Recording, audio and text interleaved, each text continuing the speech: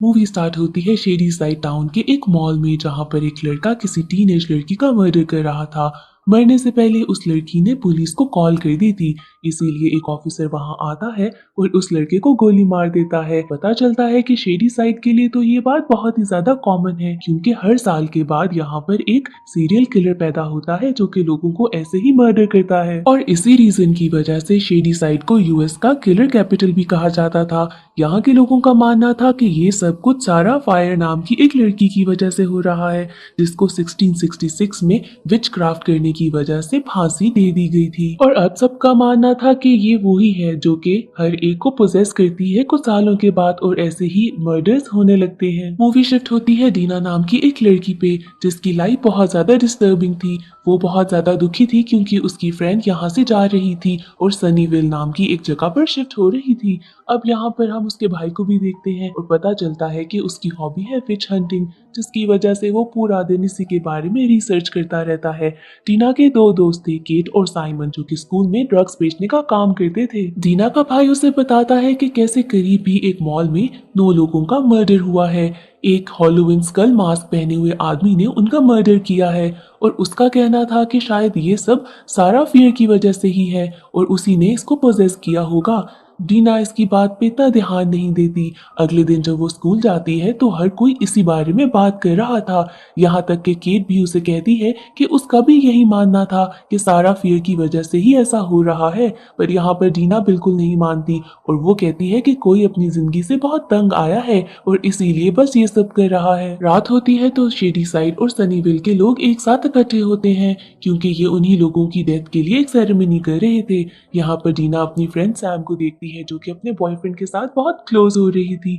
इसको देखकर डीना को बहुत गुस्सा आता है और वो यहाँ से चली जाती है। सैम उसके पास आती है तो यहाँ पर डीना उससे लड़ने लगती है और उसको उसकी सारी चीजें वापस कर देती है। अब इन दोनों की लड़ाई होती है और दूसरी तरफ हम देखते हैं कि दोनों जगह के लोग, यानी कि शेडी साइड और सनीविल के लोगों की आपस में लड़ाई हो रही है। पता चलता है कि ये दोनों जगह पहले एक ही थी, पर इनकी यूनियन टूट गया था। ये लोग जब यहाँ से वापस जा रहे थे तो डीना की बस का पीछा करने लगते हैं सैम और उसके दोस्त। यहाँ पर वो उसकी बस के ऊपर ड्रिंक्स और पानी भी फेंकते हैं। इसको देखकर डीना को बहुत गुस्सा आता है और वो केट से कहती है कि हम भी ऐसा ही करेंगे। ये लोग एक टब में पानी भरते हैं और प्लान करते हैं कि सैम की गाड़ी में पानी फेंकेंगे।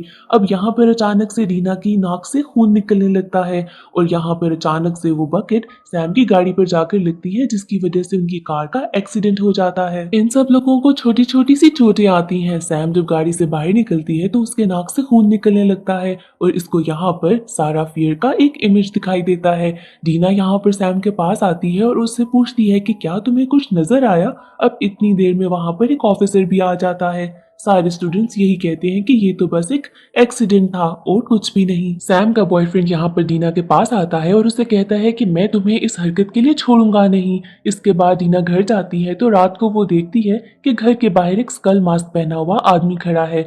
उसको लगता है कि ये सैम का बॉयफ्रेंड ही होगा, जिसके बाद वो एक चाकू लेकर घर से बाहर जाती है कि वो उसके बॉयफ्रेंड को जरा सबक सिखाए, पर बाहर कोई भी नहीं था। डीना फौरन से केट को फोन करती है और बताती है कि कैसे कोई बाहर खड़ा था। इतनी ही देर में केट और साइमन को अपने घर के लिविंग रूम में से कोई आवाज आती है। जब वो जाकर देखते हैं तो एक स्कल मास्क पहना हुआ आदमी चीजों को यहाँ वहां कर रहा था।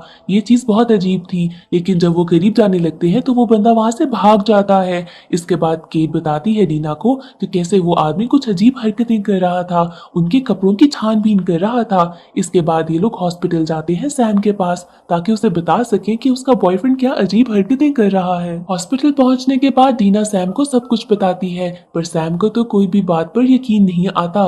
इतनी देर में सैम का बॉयफ्रेंड भी वहां पहुंच जाता है और ये लोग आपस में लड़ने लगते हैं। अब यहाँ पर पीछे एक लड़का आता है जिसने वही स्कल मास्क पहना था और वो सैम के बॉयफ्रेंड को मार देता है। अब यहाँ पर सैम और डीना तो भागने लगते हैं। इतनी ही देर में उसका मास्क थोड़ा सा हट जाता है। डीना उस चेहरे को पहचान लेती है। ये वही लड़का था जिसने स्टार्ट में मॉल में उस टीनेज लड़की को मारा था, और यहाँ पर वो जान जाती है क्योंकि उसने कहीं न्यूज में उसकी शक्ल देखी थी। ये लोग भागकर एक पुलिस ऑफिसर के पास जाते हैं और उन्हें पूरी स्टोरी सुनाते हैं।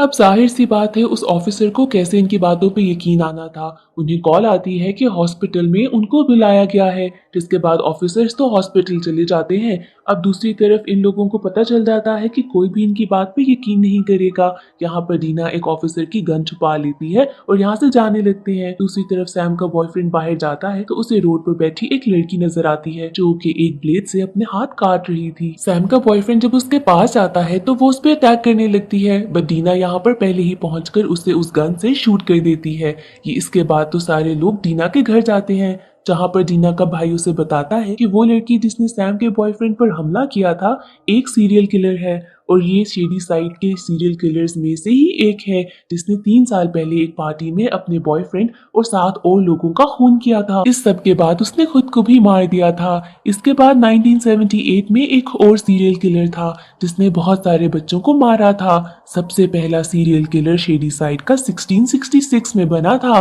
और इस सब के पीछे सारा फायर का हाथ था जो कि लोगों को पोजेस करती थी और ये सारी बात डीना का भाई इन सबको बता देता है। अब यहाँ पर सैम बताती है कि कैसे जब उसका एक्सीडेंट हुआ था तो उसने सारा फियर की एक इमेज देखी थी, जिसके बाद ये सारे लोग उसी जगह जाते हैं जहां पर इन लोगों का एक्सीडेंट हुआ था। बहुत तलाशी लेने के बाद इस जगह की यहाँ पर इन्हें सारा फियर की कब्र मिलती है, यानी कि उसका ग्रेव। यहाँ पर अचानक से एक सीरियल किलर आता है जो कि सैम को मारने की कोशिश करता है। ये सब लोग बहुत ही मुश्किल से यहाँ से भागते हैं। इसके बाद तो एक बात क्लियर हो जाती है कि सीरियल किलर इन सब के पीछे नहीं बल्कि सिर्फ सैम के पीछे है, वो भी सिर्फ इसलिए क्योंकि उसने यहाँ पे कब्र को खराब किया था। यहाँ से बचकर ये लोग स्कूल जाते हैं जहाँ पर ये लोग कुछ प्लान बनाते हैं कि कैसे इन सीरियल किलर से जान छुड़ाई जाए। ये लोग एक बकेट में पानी भरते हैं और उसमें सैम का थोड़ा सा खून मिलाते हैं। इसके बाद इस पानी से ये लोग यहाँ पर वॉशरूम को पूरा कवर कर देते हैं। सैम को ढूंढते हुए वो सीरियल किलर्स यहाँ तक पहुंच जाते हैं, जिसके बाद ये सारे दोस्त मिलकर उनको वॉशरूम में लॉक करते हैं और आग लगा देते हैं। इनको थोड़ी देर तो लगता है कि शायद प्लान कामयाब हो गया, बट ये सीरियल किलर्स फिर से जिंदा हो जाते हैं। ये लोग यहाँ से भागते हैं और अब इनको पता चल गया था सीरियल किलर से जान छुड़ाने का सिर्फ एक तरीका था कि सैम उनके पास खुद चली जाए। अब इस बात के लिए डीना के अलावा हर कोई रेडी था, इवन कि सैम खुद भी रेडी थी। अब यहाँ पर डीना तो बिल्कुल मान नहीं रही थी, जिसके बाद उनका भाई उसे बताता है कि एक लड़की थी जो कि पहले इस सब चीजों से बच चुकी थी और अगर वो बच चुकी थी तो सैम भी बच सकती है। इसके बाद बहुत मुश्किलों से ये लोग उस सर्वाइवर लड़की का नंबर ढूंढते हैं, बट वो पिक नहीं करती कॉल। जिसके बाद सैम एक आर्टिकल में पढ़ती है कुछ और बताती है कि कैसे वो लड़की तो मर चुकी थी लेकिन फिर जिंदा हो गई थी, यानी कि उसकी हार्ट बीट कुछ देर के लिए रुक गई थी और उसके बाद फिर से वो जिंदा हुई थी। अब यही प्लान था जो सैम को भी फॉलो करना था। जिसके बाद ये सब लोग एक स्टोर में जाते हैं। साइमन यहाँ पर कुछ मेडिसिन निकालता है और बताता है कि कैसे कुछ अर्सा पहले ओवरडोज की वजह से उसका भाई हॉस्पिटल चला गया था, मरते मरते बच गया। इसके बाद केट उन मेडिसिन को अलग अलग ग्रुप में डिवाइड करती है और बताती है कि पहली कुछ मेडिसिन लेने से तुम्हें कुछ हल्का हल्का सा दर्द होगा, सेकेंड डोज लेने के बाद तुम्हारी तबीयत खराब हो जाएगी। केट साथ ये भी बताती है कि अगर थर्ड और सेकेंड डोज के बीच में 5 मिनट्स का गैप ना आया तो यहाँ पर तो इनकी कहानी खत्म हो जाएगी। अब ऐसा ही होता है और सैम मेडिसिन लेना स्टार्ट कर देती है। इतनी ही देर में वहां पर सीरियल किलर्स भी पहुंच जाते हैं, जिसके बाद पहले तो वो केट को मार देते हैं और सेकंड वो साइमन को भी मार देते हैं। अब थर्ड बारी थी डीना के भाई की। मेडिसिन लेने की वजह से सैम की तबीयत बहुत खराब हो रही थी। अब डीना यहाँ पर उसका मुंह पानी में डालती है ताकि उसकी सांस रुक जाए और यहाँ पर ऐसे ही जैसे उसकी सांस रुकती है सारे सीरियल किलर्स गायब हो जाते हैं। इसके बाद ये लोग डीना के घर जाते हैं जहाँ पर उनको उस सर्वाइवर की कॉल आती है। वो लड़की इनको बताती है कि कैसे ये सब कुछ कभी भी खत्म नहीं होगा और सारा इनको कभी भी पीछा नहीं छोड़ेगी, क्योंकि वो अपनी मर्जी से लोगों को चूज करती है और अपनी मर्जी से ही उनकी जान छोड़ती है। इसके बाद एक वॉल नजर आती है जिसपे सारे सीरियल किलर्स के नाम लगे थे और एंड में यहाँ पर सैम का नाम भी था। यहाँ पर अचानक से सैम आती है और वो डीना के ऊपर हमला करती है। बहुत ही मुश्किलों से डीना उसको बांध देती है, जिसके बाद वो अपने भाई को जाकर बताती है कि सैम पोजेस हो चुकी है। दूसरी तरफ हम देखते हैं कि एक ऑफिसर जाता है उसी सर्वाइवर के घर में, जहाँ पर वो एक नोट छोड़ता है और उस पर लिखा था कि ये सब कुछ दोबारा से शुरू हो गया है। वो सर्वाइवर लड़की हर चीज को लॉक लगाने लगती है। इतनी ही देर में दीना और उसका भाई वहां पर पहुंच जाते हैं और उस सर्वाइवर से कहते हैं कि हमें तुम्हारी हेल्प की जरूरत है। इसके बाद ये लोग सैम को एक वॉशरूम में बंद कर देते हैं और ये सर्वाइवर लड़की जिसका नाम सी बर्मन था वो बताती है कि कैसे 1978 में वो लोग एक कैंप पर गए थे जहां पर एक हफ्ते के अंदर ही उसकी बहन की डेथ हो गई थी। इसके साथ ही सीन शिफ्ट होता है 1978 में। यहाँ पर एक कैंप साइट थी जहाँ पर बहुत सारे स्टूडेंट्स थे। जिगी नाम की एक लड़की को कुछ लोग बुली कर रहे थे। एक लड़की ने उसे एक दरख्त से लटका दिया था। ये वही दरख्त था जिसके नीचे सारा फियर की लाश भी थी। ये लड़की जिगी के हाथ को जला रही थी। अब इतनी ही देर में वहाँ के कुछ और स्टूडेंट्स आते हैं और उसे मना करते हैं कि ऐसा मत करो। इसके बाद वो बताती है कि जिगी ने मेरे पैसे चुराए हैं। अब ये तो सिर्फ एक इल्जाम था। जिगी बताती है कि मैंने ऐसा कुछ भी नहीं किया। जिसके बाद यहाँ पर दूसरे स्टूडेंट्स कहते हैं कि हम इसकी पेरेंट्स को कॉल करेंगे, बट अगर हमने कॉल की तो इसका जला हुआ हाथ देखकर हमारी अपनी कंप्लेन हो जाएगी, तो हमें ऐसा नहीं करना चाहिए। जिसके बाद उसे वो दरख्त से नीचे उतार देते हैं। एक टीचर आकर सिंडी को, जो कि जिगी की बहन थी, उसको कंप्लेन करता है कि तुम दोनों को कैंप से निकाल दिया जाएगा, जिगी को संभालो क्योंकि उसने चोरी की है। दूसरी तरफ जिगी जाती है नर्स के कैबिन में जहाँ पर उसको एक बुक नजर आती है जिसपे कुछ अजीब से विच सिंबल्स थे। वहाँ पर साथ ही एक लड़की की पिक्चर भी थी और ये शेडी साइड के सीरियल किलर्स में से एक लड़की थी। सिंडी जिगी के पास आती है और उसे कहती है कि तुम्हारी वजह से हम दोनों कैंप से बाहर निकाले जाएंगे, तुम्हें संभल कर रहना होगा। इसके बाद सिंडी अपने बॉयफ्रेंड के साथ वहाँ की किचन की सफाई कर रही थी। इतनी देर में वहाँ की नर्स यहाँ आती है और सिंडी के बॉयफ्रेंड को पकड़ कर कहती है कि तुम यहाँ के सीरियल किलर हो और तुम्हें मारना चाहिए। इतनी देर में सिंडी उस पर हमला करती है और अपने बॉयफ्रेंड को बचा लेती है। अब अगले दिन वहाँ की नर्स को वहाँ से ले जाया जाता है क्योंकि वो जख्मी हो गई थी। अब यहाँ पर कुछ समझ नहीं आता क्योंकि सिंडी के दिमाग में तो यही बात थी कि उस नर्स ने ऐसा क्यों कहा है। जिसके बाद वो अपने बॉयफ्रेंड के साथ मिलकर उसके कैबिन में जाती है जहाँ पर उसे बहुत ही अजीब किस्म की बुक्स नजर आती हैं जिसमें उन्हें पता चलता है सारा फियर की कहानी। सारा फियर ने डेविल के साथ एक डील की थी। वो हमेशा के लिए इटर्नल यानी जिंदा रहना चाहती थी, जिसकी वजह से उसने अपना हाथ काट कर बलि में दे दिया था। जिसके बाद से ये सारा का सारा लैंड कर्स हो गया था। ये दोनों अब यहाँ पर ये चीजें पढ़ ही रहे थे कि सिंडी के दोस्त यहाँ आ जाते हैं और बुक छीनकर पढ़ने लगते हैं। उस बुक में लिखा था कि अगर इस कर्ज को खत्म करना है तो सारा फियर का हाथ उसकी बॉडी के साथ दोबारा जोड़ना होगा। इसके साथ ही वहाँ पर एक मैप भी था और वो एरिया था इस कैंप साइट का ही। उस मैप पर एक एक्स का निशान भी था। अब इसके बाद ये सब लोग वहाँ पर जाते हैं और वहाँ पर उन्हें एक टनल भी मिलता है जिसके अंदर जाने के बाद वहाँ पर एक विच क्राफ्ट का साइन भी था और साथ ही एक दीवार भी थी जिस पर शेडी साइड के सारे सीरियल किलर्स के नाम लिखे थे और सबसे लास्ट में था सिंडी के बॉयफ्रेंड का नाम। इसके साथ ही सिंडी और सिंडी के दोस्तों को समझ आ जाती है कि वो नर्स उसका हाथ ढूंढना चाहती थी, जिसके बाद उसने वॉल पे देख लिया था सिंडी के बॉयफ्रेंड का नाम और इसी वजह से वो उसके बॉयफ्रेंड को भी मारना चाहती थी। अब इतनी ही देर में सिंडी का बॉयफ्रेंड एक दोस्त को मार देता है, जिसके बाद सिंडी और उसकी दोस्त यहाँ से भागने लगती हैं। सिंडी उसे कहती है कि हमें यहाँ से निकलना होगा क्योंकि बाकी सारे बच्चों की भी जान खतरे में है। दूसरी तरफ हम देखते हैं कि अभी भी जिगी बुली हो रही थी क्योंकि उसने किसी का रूम खराब किया था। अब यहाँ पर जिगी उस बिल्ली को वॉशरूम में बंद कर देती है, जिसके बाद वो अपने फ्रेंड के साथ बाहर जाती है। अचानक से काफी बच्चों की चीखने की आवाज आती है। जब ये लोग जाकर देखते हैं तो इन्हें पता चलता है कि सिंडी के बॉयफ्रेंड ने यहाँ पर एक बच्चे को मार दिया है। सिंडी का बॉयफ्रेंड सारे बच्चों को लेकर एक हॉल में जमा कर रहा था। दूसरी तरफ सिंडी अपनी दोस्त के साथ उस टनल से निकलने की कोशिश कर रही थी। ये लोग बुक में देखते हैं तो उन्हें पता चलता है कि ये टनल विच क्राफ्ट के साइन की तरह का है और अब इसको फॉलो करते हुए वो बाहर जाने की कोशिश करते हैं।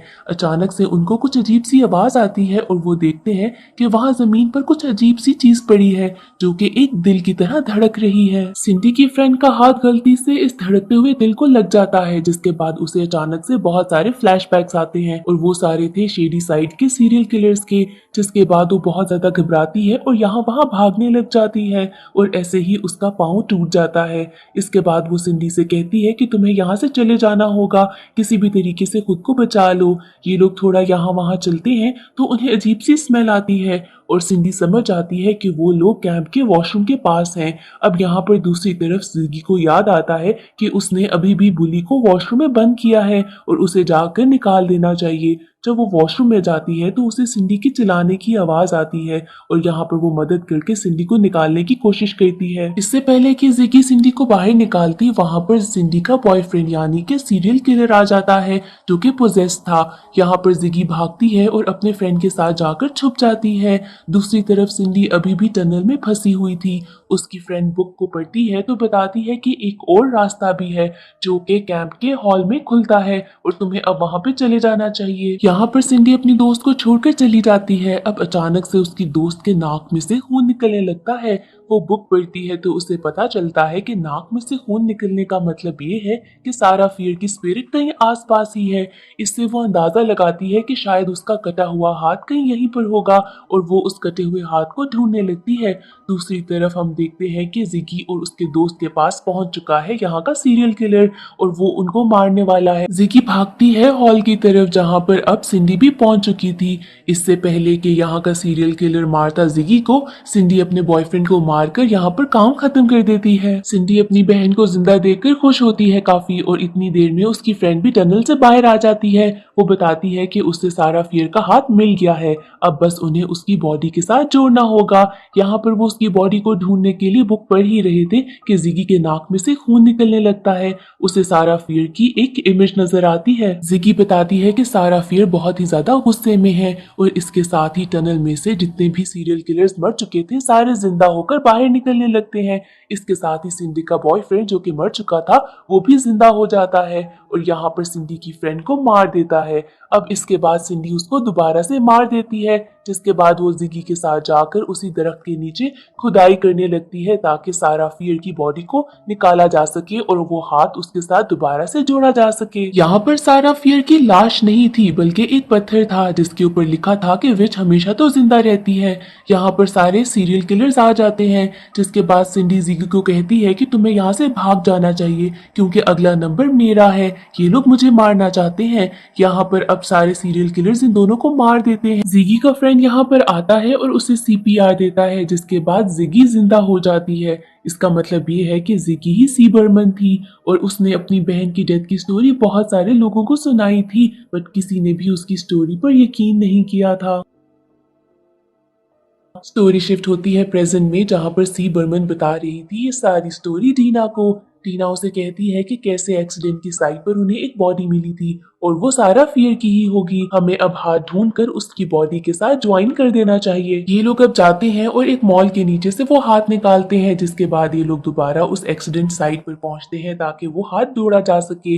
डीना और डीना का भाई जब डिग कर रहे थे और हाथ जोड़ने लगे थे तो यहाँ पर डीना के नाक से खून निकलने लगता है और उसको दोबारा से सारा फियर का विजन आता है। इस विजन में वो पहुंच जाती है 1666 में, जहाँ पर डीना को पता चलता है कि पहले वो सारा फियर ही थी, जहाँ पर वो अपने फादर और भाई के साथ रहती थी। उसके फादर का शौक था कि उसकी शादी सुलेमान के साथ हो, बट वो वहाँ की एक लड़की हैना से प्यार करती थी और वो उससे ही शादी करना चाहती थी। अब रात को सारा और उसके सारे फ्रेंड्स कुछ पार्टी करना चाहते थे, जिसकी वजह से ये लोग एक विडो के टेंट में जाते हैं कुछ बेरीज चुराने के लिए। यहाँ पर वो बेरीज लेती है और उसके बाद ये सारे फ्रेंड्स काफी इंजॉय करते हैं, जहाँ पर वहाँ का एक लड़का हैना के साथ बदतमीजी करने की कोशिश करता है। सारा उस लड़के को एक जोर का थप्पड़ मारती है, जिसके बाद सारा और हैना वहाँ से चले जाते हैं एक जंगल में। यहाँ पर ये दोनों आपस में टाइम स्पेंड कर रहे थे कि अचानक से इन्हें लगता है कि कोई इन्हें देख रहा है, जिसके बाद ये दोनों यहाँ से भागते हैं। हैना को बहुत ज्यादा डर लगता है क्योंकि ये टाइम 1666 का था, कोई भी इनके रिलेशन को एक्सेप्ट ना करता। उसे डर था कि अगर किसी ने उन्हें देख लिया तो उन दोनों को मार दिया जाएगा। अगले दिन हैना सारा को आकर बताती है कि उसके फादर को कुछ हो गया है। फादर उसके यहाँ के प्रीस्ट थे और अब उसे लग रहा था कि शायद वो पोजेस हो गए हैं। यहाँ पर हैना की मॉम आती है और उन दोनों को बताती है कि कैसे किसी ने उन दोनों को देख लिया है और सारे के सारे लोगों को यहाँ पर पता चल रहा है।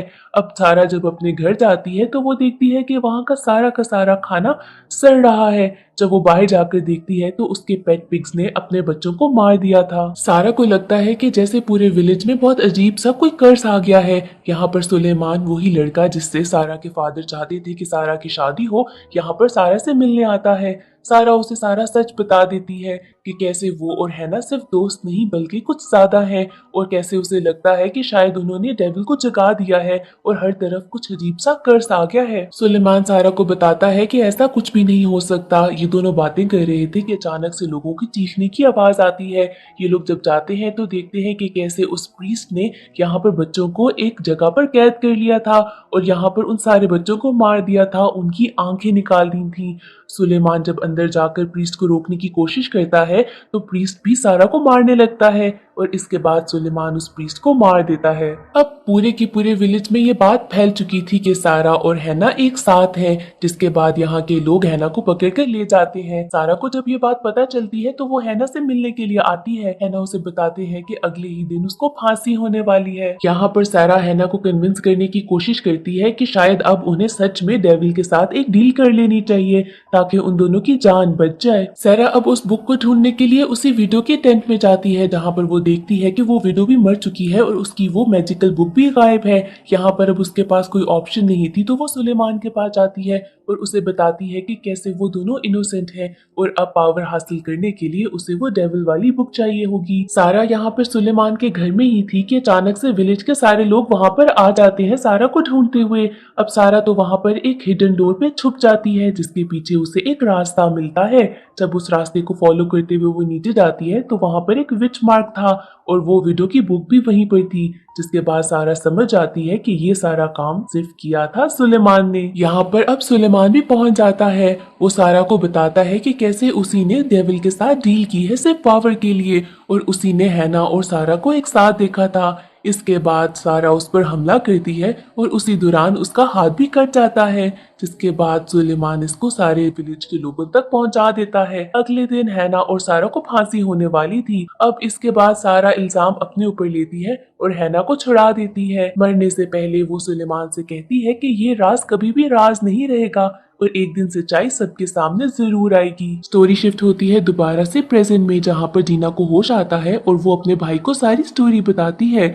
यहाँ पर अब वो पुलिस ऑफिसर भी पहुंच जाता है जिसने सी बर्मन को वो नोट भेजा था कि सारी स्टोरी फिर से शुरू होने वाली है। डीना को इस सब के बाद ये बात पता चल गई थी कि ये पुलिस ऑफिसर अटैच्ड है किसी तरीके से सुलेमान के साथ और इसी वजह से ये भी बंदा कर्स्ड है। डीना अपने भाई के साथ जाकर दोबारा सी बर्मन को सारी स्टोरी बताती है। अब सी बर्मन उससे कहती है कि मैंने तो उस पुलिस ऑफिसर को कॉल कर दी थी हेल्प के लिए।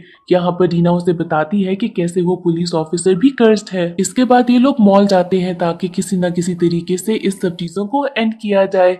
यहाँ पर इनके पास एक प्लान होता है कि ये लोग डीना का ब्लड यूज करेंगे ताकि सारे सीरियल किलर्स इसके पास आ सके। डीना का ब्लड यूज करके ये लोग एक ट्रैप बिछाते हैं जिसके बाद सारे सीरियल किलर्स वहाँ पर पहुंच जाते हैं और इसी के साथ वो पुलिस ऑफिसर भी यहाँ पहुंच जाता है। बेसिकली ये पुलिस ऑफिसर सी बर्मन को पसंद करता था, जिसका फायदा उठाते हुए सी बर्मन उसके ऊपर सारा ब्लड गिरा देती है। इसके बाद सारे सीरियल किलर्स ब्लड की वजह से उस पुलिस ऑफिसर के ऊपर अटैक कर देते हैं। पुलिस ऑफिसर बहुत मुश्किलों से अपनी जान बचाकर यहाँ से भागता है, जिसके बाद सारे सीरियल किलर्स डीना के भाई पर अटैक करने लगते हैं। सी बर्मन एक गन लेकर उन पर शूट करने लगती है। दूसरी तरफ हम देखते हैं कि सैम भी अब आजाद हो चुकी थी और वो उसी टनल में पहुंच जाती है डीना को मारने के लिए। डीना और सैम यहाँ पर लड़ रहे थे। डीना बहुत मुश्किलों से सैम को बेहोश करती है और वो पुलिस ऑफिसर भी यहाँ पर पहुंच जाता है, जिसके बाद लड़ाई में डीना वहां पर उस बड़ी सी अजीब सी दिल जैसी धड़कती हुई चीज के ऊपर उस पुलिस ऑफिसर का हाथ रख देती है, जिसके बाद उसे सारे सीरियल किलर्स की विजन्स आने लगती हैं। इतनी सारी विजन्स देखकर ये पुलिस ऑफिसर डर जाता है और इसी बात का फायदा उठाते हुए यहाँ पर डीना उसे मार देती है। जैसे ही ये पुलिस ऑफिसर मरता है बाकी सारे सीरियल किलर्स भी गायब हो जाते हैं, साथ ही वो विच मार्क भी गायब हो जाता है और वहां पर वो दिल धड़कती हुई चीज भी जमीन में वापस चली जाती है। इसके बाद सैम और डीना निकलते हैं एक घर से जो कि था सुलेमान का घर। लास्ट में सी बर्मन वो डेविल बुक वापस कर देती है अपने ओरिजिनल ओनर्स को। इसके बाद सैम और डीना सारा की ग्रेव को विजिट करते हैं। इसके बाद लास्ट सीन हम देखते हैं जिसमें वो बुक फिर से गायब हो गई है और यहाँ पर ये मूवी एंड हो जाती है।